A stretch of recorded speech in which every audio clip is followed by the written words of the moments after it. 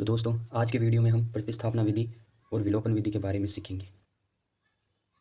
तो सबसे पहले हम प्रश्न लिख लेते हैं।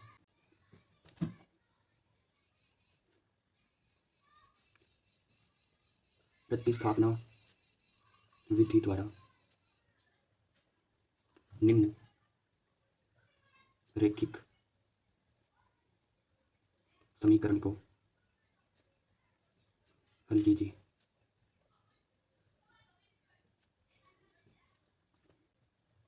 Seven x minus 15y is equal to 2, x plus 2y is equal to 3। 7x minus 15y बराबर 2 को समीकरण हम 1 मान लेते हैं और x प्लस 2y बराबर 3 को समीकरण 2 मान लेते हैं।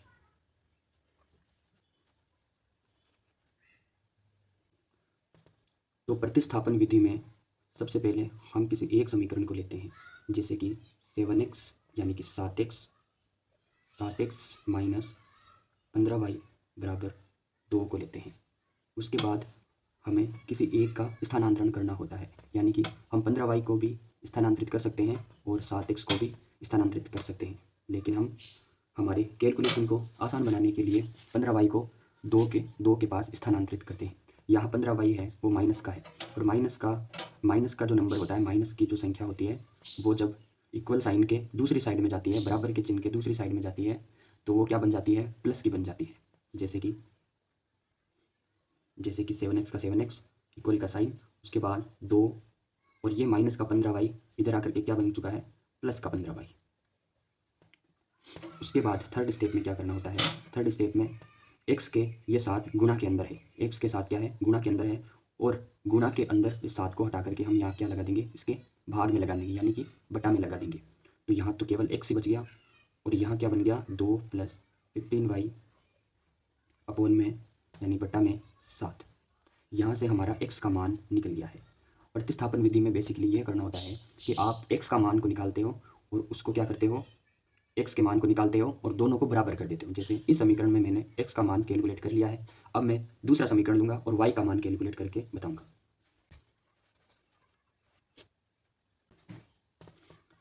तो समीकरण 2 को लेने पर, समीकरण 2 कौन सा है, x प्लस 2y बराबर 3। तो x प्लस 2y बराबर 3।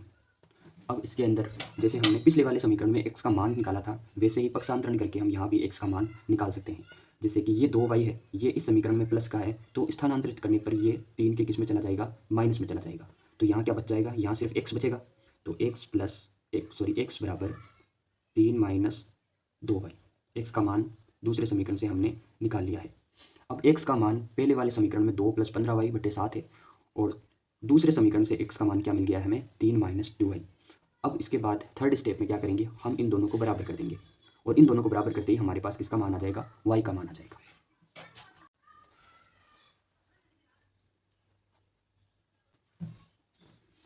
तो चलिए इन दोनों मानों को बराबर कर देते हैं। x बराबर यहाँ दिया गया है 2 प्लस 15y बट्टे 7। तो सबसे पहले हम इसको लिखेंगे, 2 प्लस 15y बट्टे 7, और यहाँ दूसरे समीकरण में हमने x का मान क्या निकाला है, x के बराबर कौन है, 3 माइनस 2y। x के बराबर में कौन है, 3 माइनस 2y। अब हम इसको सोल्व करेंगे तब हमें किसका मान मिलेगा, y का मान मिल जाएगा। तो y का मान यहाँ पर क्या है, उसके लिए हमें ये देखो, ये 7 यहाँ पर किस में है, 7 यहाँ पर बट्टे में। बट्टे में जो संख्या होती है वो दूसरी संख्या के पास जब जाती है तो वो किस में चली जाती है, गुणा में चली जाती है। बट्टे का अर्थ होता है भाग। ये 7 यहाँ भाग में, और ये भाग में है, तो 3 माइनस 2y के किस में चला जाएगा, गुणा में चले जाएगा। तो यहाँ सिर्फ क्या बचा, यहाँ पर सिर्फ 2 प्लस 15y ही बचे हैं, यहाँ पर सिर्फ 2 प्लस 15y बचे हैं। और यहाँ ये जो संख्या है 7, ये 3 माइनस 2y के किस में चला गया, गुणा में चला गया। तो 7 किस में चला गया है, गुणा में, किसके, 3 माइनस 2y के। उसके बाद हम इस समीकरण को एक बार के लिए सोल्व करके लिख लेते हैं। 7 को 3 से किया, 7 का गुणा 3 से किया तो 7 एकम 7, 7 14, 7 21, और 7 का गुणा 2y में किया तो यहाँ पर क्या आ जाएगा, 7 एकम 7, 7 दूनी 14, और माइनस का चिन्ह हमें लगाना है, 7 दूनी 14y। और यहाँ इसको सोल्व करने की अभी जरूरत नहीं, यहाँ पर 2 प्लस 15y ही है, ये 2 प्लस 15। अब उसके बाद हमें क्या करना है, जो संख्यात्मक मान है, यानी कि 2 है या 21 है, इन दोनों को हम एक साथ कर देंगे, और ये जो y के मान है इनको हम एक साथ कर देंगे। तो आप इन्हें कैसे भी कर सकते हो, यहाँ 2 और 21 को यहाँ कर सकते हो, और 15y और 14y को यहाँ कर सकते हो, या 15y और 14y को यहाँ कर सकते हो, और 2 और 21 को यहाँ पर कर सकते हो। तो कैलकुलेशन को आसान करने के लिए हम क्या करेंगे, हम 2 का स्थानांतरण क्या कर देंगे, यहाँ कर देंगे।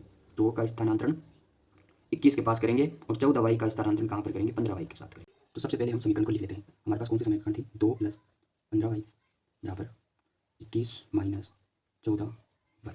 उसके बाद हम इसको सोल्व कर लेंगे। कैसे कि ये जो अंक वाले मान हैं यानी कि 2 और 21 इनको एक साथ कर देंगे स्थानांतरण करके, और ये जो 15y वाले मान है 15y और 14y है इनको हम एक साथ कर देंगे स्थानांतरण करके।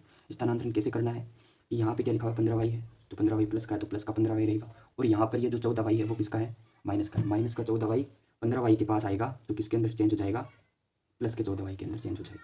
और यहाँ पर क्या है, यहाँ पर सिर्फ 21 है, और 21 के पास ये जो 2 है ये प्लस का 2 है, और प्लस का 2 है वो स्थानांतरण होकर आएगा तो वो किसके अंदर चेंज हो जाएगा, माइनस के अंदर चेंज हो जाएगा। तो यहाँ पर क्या आ जाएगा, माइनस का 2। इसको सोल्व करेंगे, 15y और 14y कितना हो गया, 15 और 14 कितना हो गया, 29y, और 21 में से 2 घटाएंगे तो क्या बच जाएगा, 19। यहाँ पर y के गुना में कौन है, 29 है, y का मान चाहिए हमें, तो y के गुना में कौन है, 29 है।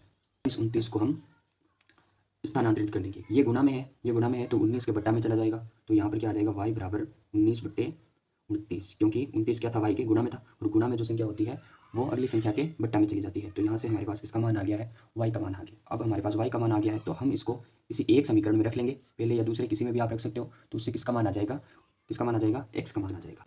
तो हमारे पास जो समीकरण है, हमारे पास जो समीकरण है वो है x + 2y बराबर 3। हमारे पास कौन सी समीकरण थी, x + 2y बराबर 3, ये समीकरण थी। इसके अंदर हम y का मान क्या कर देंगे, रख देंगे।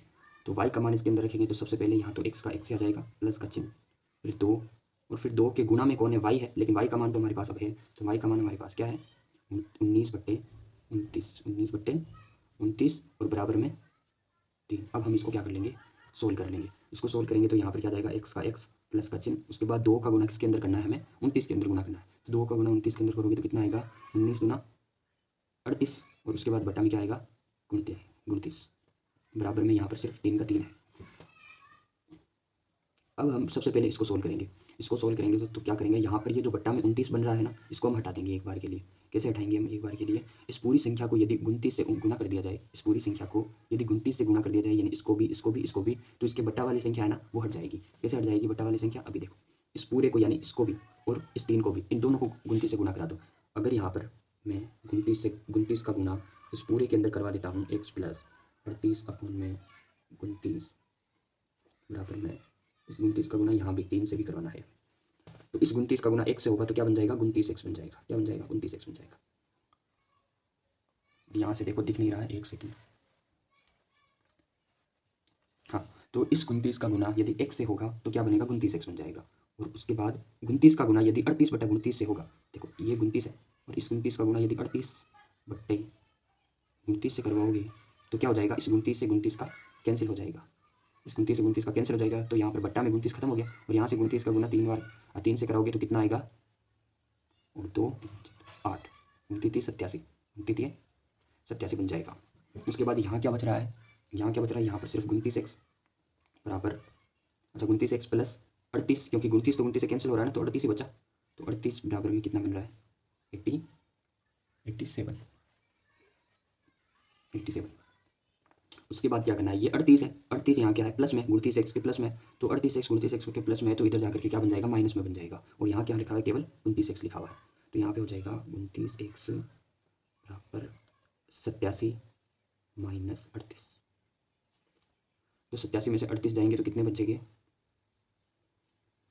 तो यहाँ पर तो देखो 29x है, और 87 में से 38 के 87 में से किसको भेजना है, 38 को भेजना है, यानी 17 में से 8 गए तो कितना बच गया, 9 बच गया, और यहाँ पे क्या बचे फिर 7 में से 3 गए तो कितने बचे, 4। तो x का मान यहाँ से डायरेक्ट आ जाएगा। x का मान आप यहाँ देख सकते हो, यहाँ पर हमारे पास कौन सी समीकरण थी, 29x बराबर 49, यहाँ पर x के 29 क्या है, गुणा में है, x के 29 गुणा में है, तो वो 49 के किस में चले जाएंगे, बट्टा में चले जाएंगे। यहाँ पे 49 है और 49 के किस में चले जाएंगे, बट्टा में चले जाएंगे, तो 49/29, ये हमारे पास x का मान भी आ गया। तो y का मान तो हमने पहले ही कैलकुलेट करके रखा हुआ था, अब हमारे पास किसका मान आ गया है, x का भी मान आ गया है। y का मान हमने पहले कैलकुलेट किया था, कितना आया था, y बराबर 19/29, ये था हमारे पास y का